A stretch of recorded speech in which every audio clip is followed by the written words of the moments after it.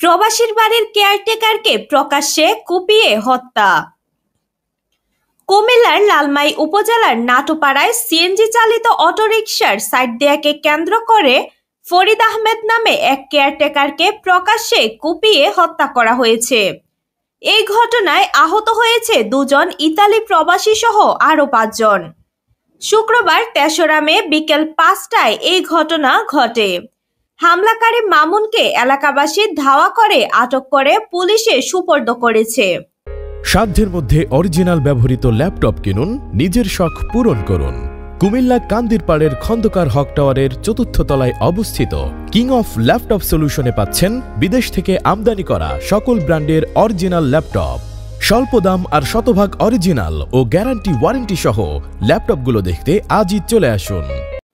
নিহত ফরিদ আহমেদ উপজেলার বেলঘর দক্ষিণ ইউনিয়নের নাটোপাড়া গ্রামের মৃত কলিমুদ্দিনের ছেলে।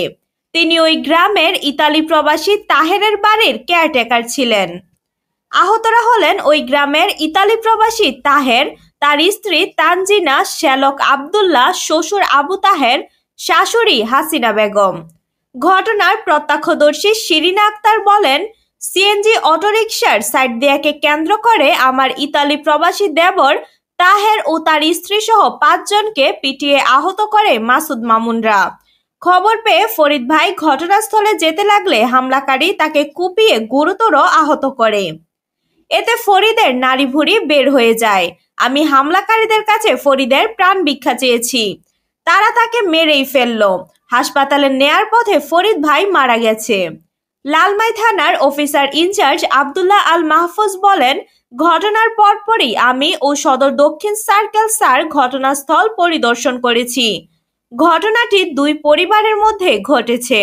পরিস্থিতি এখন নিয়ন্ত্রণে রয়েছে। ভুষ্টি বাজার পুলিশ তদন্ত কেন্দ্রের ইনচার্জ জহিরুল ইসলাম বলেন, নিহতের ঘটনায় মামুন নামে একজন পুলিশ হেফাজতে আছে। হামলার ঘটনায় দেশীয় কয়েকটি অস্ত্র গ্রাম পুলিশ বিল্লাল হোসেনের মাধ্যমে উদ্ধার করা হয়েছে। Shamima Sultana, news desk, news plus.